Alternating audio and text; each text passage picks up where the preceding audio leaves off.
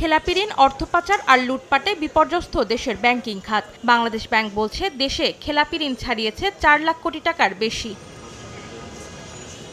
এমন প্রেক্ষাপটে শনিবার রাজধানীর সিরডাপ মিলনায়তনে এক অনুষ্ঠানে অর্থ উপদেষ্টা জানালেন, কোনো ব্যাংকের ৮০% অর্থই চলে গেছে। বাংলাদেশের মতো এত বড় আর্থিক বিপর্যয় পৃথিবীর আর কোনো দেশেই হয়নি বলে মন্তব্য করেন সালেউদ্দিন আহমেদ। ২০,০০০ কোটি টাকা আউটস্ট্যান্ডিং, ১৬,০০০ কোটি টাকা নাই।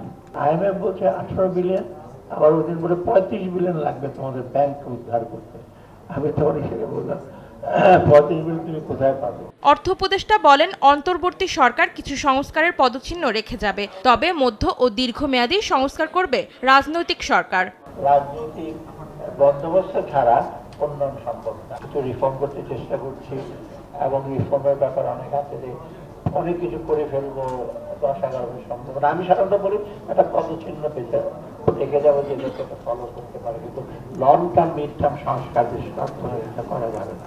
এদিকে এফডিসিতে পৃথক অনুষ্ঠানে এনবিআর চেয়ারম্যান বলেছেন, সরকারি অর্থের সঠিক ব্যবহার নিশ্চিত করা না গেলে জনগণ কর প্রদানে উৎসাহিত হবেন না। করদাতারা যদি মনে করে যে আমরা আমাদের কষ্টার্জিত আয়ের একটা বড় অংশ যেটাকে আমরা সরকারকে দেই, সেটা যদি প্রপারলি ব্যবহার না হয়, সবচেয়ে গুরুত্বপূর্ণ কাজে ব্যবহার না হয়, তাহলে তারা ডিমোরালাইজড হয়। কর কর্মকর্তাদের বিরুদ্ধে অনিয়ম দুর্নীতির বিস্তর অভিযোগ থাকলেও সে অনুপাতে ভুক্তভোগীরা অভিযোগ দেন না বলেও জানান এনবিআর চেয়ারম্যান।